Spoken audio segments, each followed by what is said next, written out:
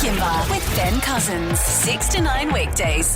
Welcome to the Pete and Kimber with Ben Cousins podcast. Thanks to Chemist Warehouse. Shop the Chemist Warehouse Fragrance Frenzy sale on now. Pete and Kimber with Ben Cousins present Strange Things Week. Right, because we are going to be stargazing for the next 20 minutes, but we're doing this because one of our favourite shows, Stranger Things, Season 5, it premieres this week. We're getting excited, so it is Strange Things Week on the show. Bang. But it's also going to end, isn't it? It's the final season, so people are really disappointed. So this is the last one. Yeah. That's it, mate.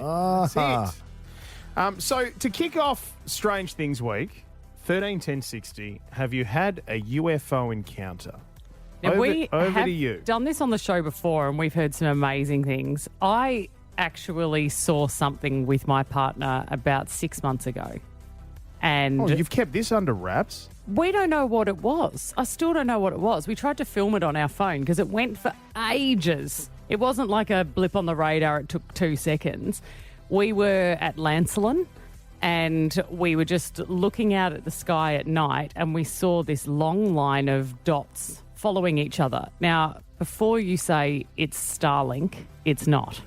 Because I've seen that. How do you know? I've seen that and I know what it looks like. It wasn't that. It operated in a totally different way. It moved in a different way. And we watched dot after dot after dot following each other in this weird pattern across the sky. And we cannot work out what it was. What do you mean going bright? Like following each other almost in a line, but not in the way that like Starlink does. So moving? Yeah, They're all moving. But I do not know, like I know the difference, so I know it wasn't that. And it wasn't uniform the way that Starlink is. It was a completely different look. And we still have no concept what it was. Could it be drones? No, there were too many of them. I reckon that there could have been 35 of them, 40 of interesting. them, one after the other. 131060, have you had a UFO encounter? We've done... Did you capture it? When you said you tried to, did it I'll come have up to ask on James if he's Or got did it, you let because it I know slip? he tried to get it on his phone, and I don't think... I'll have to ask him if he's still got Have the a look. video, whether we can see anything. We spoke to... Now, you might know the name Ross Coulthard, who is one of the country's, like, top journalists. Yeah. Okay, like official top journalists, news networks and all that sort of stuff. In recent years, he has gone full dive through his own show on YouTube. He's got 2.5 million followers on there now, called Reality Check, and he is all about UFOs and diving into that. Now, he spoke with us, this would have been a couple of years ago when we did a massive UFO week, and he lifted the lid on this chat that he had with one of the US Navy's top advisors. This is what he had to say. He was given the security briefings for what he called the program. And he was told in that security briefing, as the former head of science and technology development for the US Navy, he told me he was told that the United States government had and has recovered multiple non-human craft. And They've got that's a wild craft. thing. They got craft. We're going to bring you that full chat coming up a little bit later on in the week. We've also had some audio just drop in of an alien encounter in Geraldton. Right, so this is from a Facebook page called Alien Encounters in Perth. close to home? Okay, very close to home. It was a couple of blokes. Have a listen to this. Well, there's three of them. There's three of them now.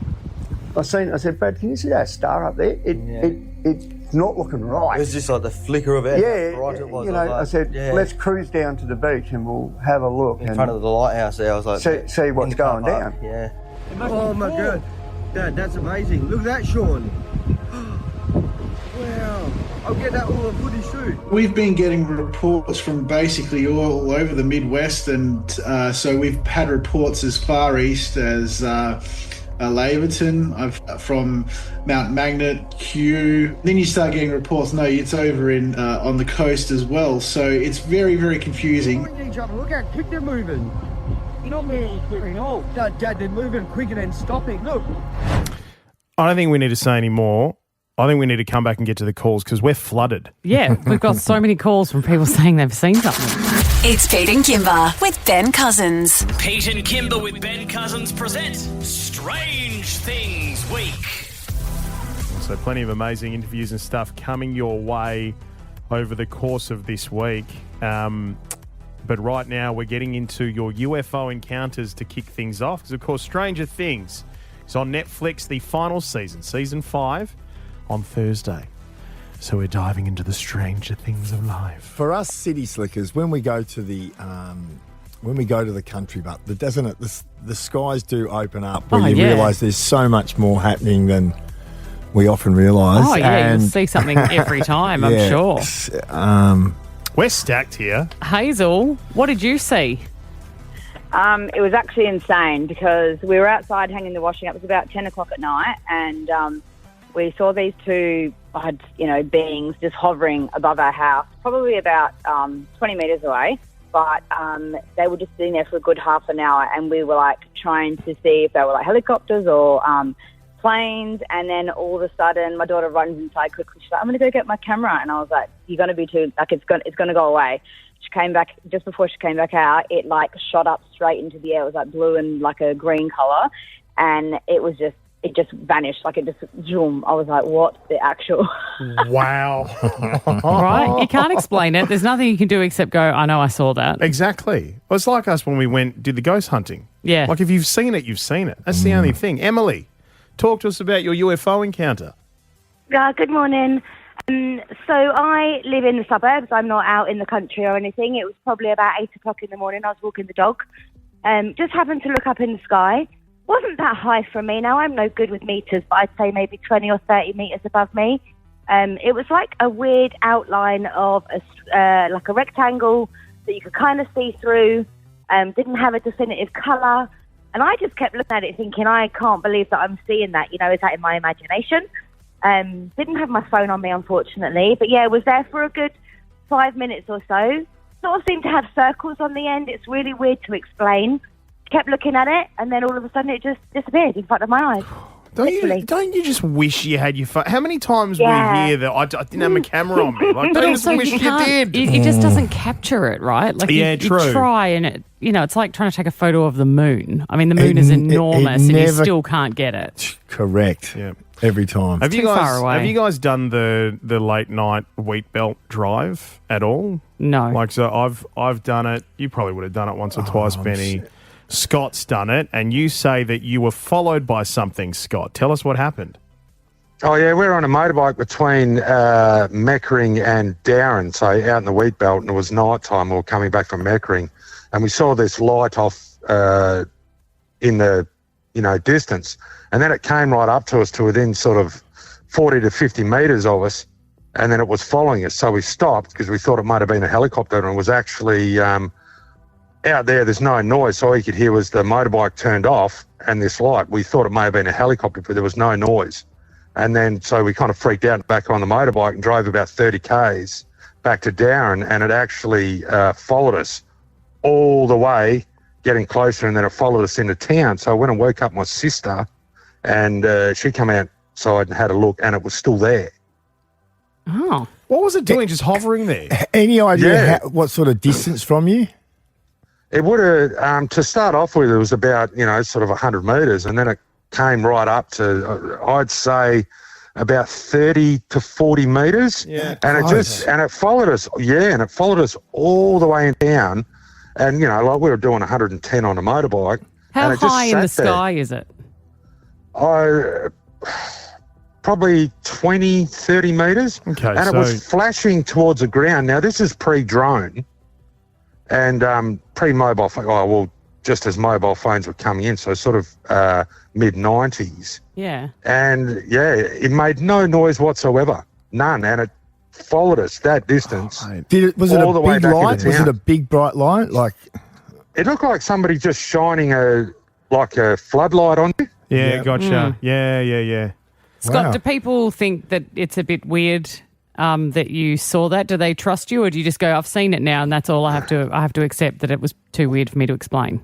No, well, there was two of us, and that's the reason why we stopped, was to try and see whether it was a helicopter or something that was making noise. And out there, like you can hear noise from... Yeah, from a mile away. Yeah, and the fact that there was two of yous as well. and then it was still there when you arrived. Was it your sister? You said, Yeah, it was in the the town. Hey, Terry, round us out here, mate. UFO encounters for Strange Week on the show. What happened?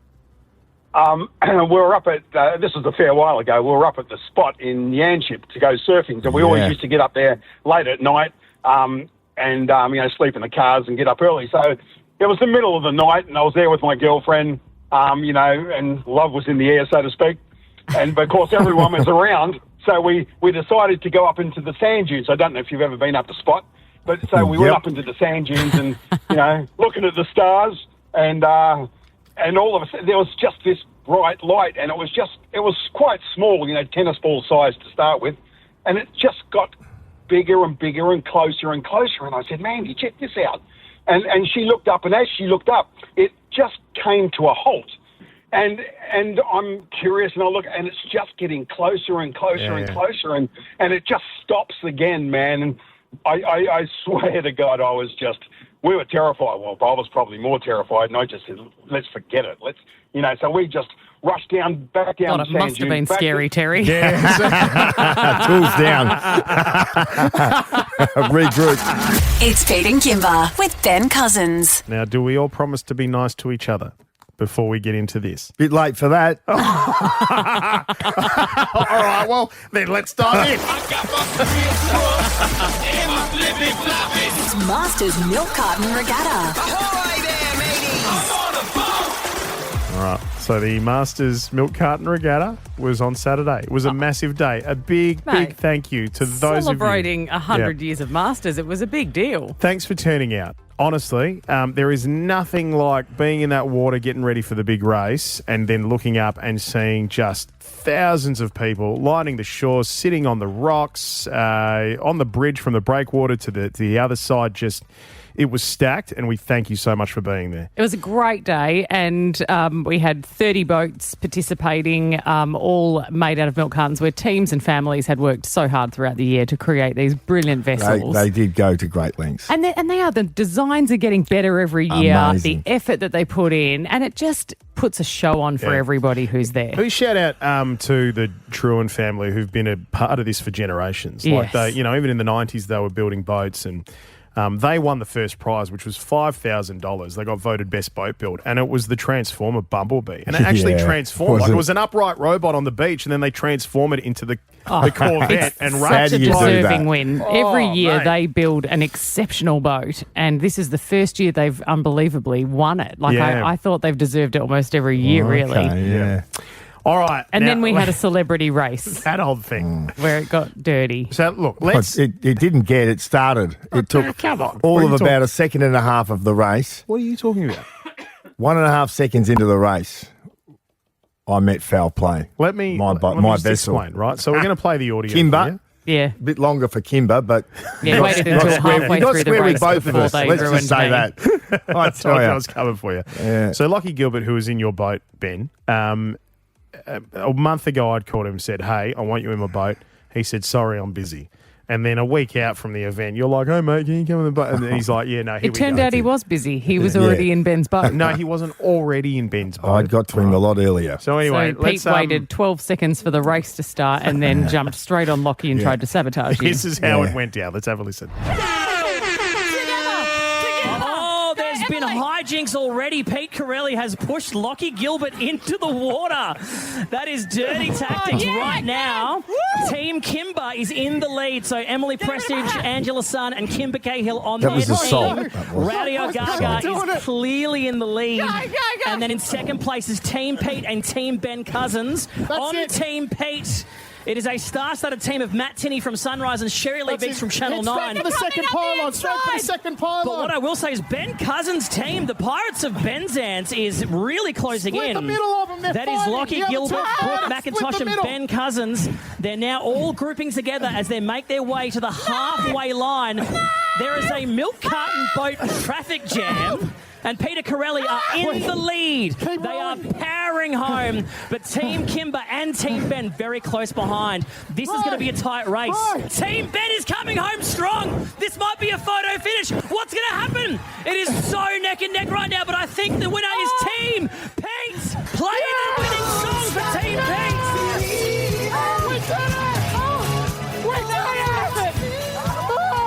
Team Pete, which is Ship Happens of Pete Corelli, Sherry Lee Biggs and Matt Tinney, has won the celebrity race. I am yet to see any vision of the finish either, because I thought at worst we tied it. No, mate. And when I say at worst, I'm saying we either tied it or we won. You did. I thought that is the way, and I haven't seen any vision. I'd like to put it out to the callers. If anyone that was there that may have a photographic evidence or vision that would suggest that Pete has either won or lost, I've got nothing we to would hide. love to see it. Don't give it to Pete. Send it to... No, you're welcome to send it straight through the show. I would love to see it. I thought he went up very Here's quickly, the thing, Speedy. Ben. Here's what I've quickly learned is that Pete makes up the rules as they go along. He does now, not. I do one not. of the other races, one of the teams had made a hamster wheel that was very cool looking, but it didn't float as well as they'd hoped. And they dragged themselves over the finish line hoping that they'd made a place. And they were disqualified because they dragged their boat over the line. And we said, you have to actually ride your boat home.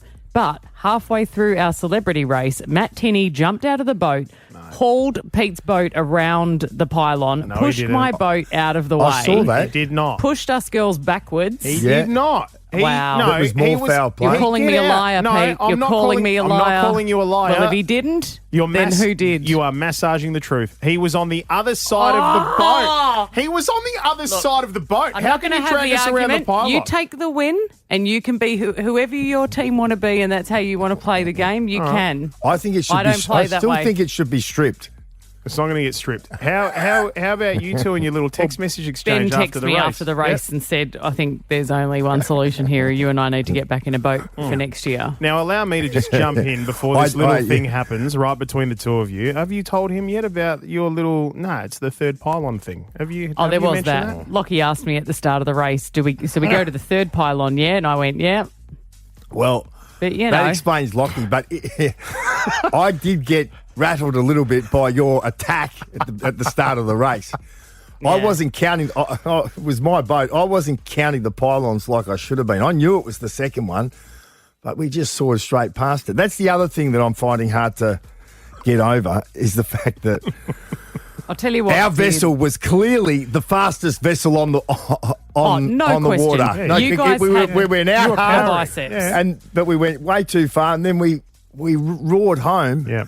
But with no victory. And yet I somehow can't believe that. my boat won. I Isn't mean, that go incredible? Figure. Isn't that wild? It's almost like none of it adds up. And yet, here we are playing Journey, Don't Stop Believing. Yeah. Now, look, if you want to go see, the videos and the pictures are online. Oh, they're actual videos, are they? They're actual videos, so we'll be able to see these moments. No, it's kind of missing the end of the race. And but aside missing from that- halfway where I get pushed. No, Yeah. it's missing that. But yes, no, I invite it. Bring it on. I've got nothing to hide. If you were there and you captured the event, send it.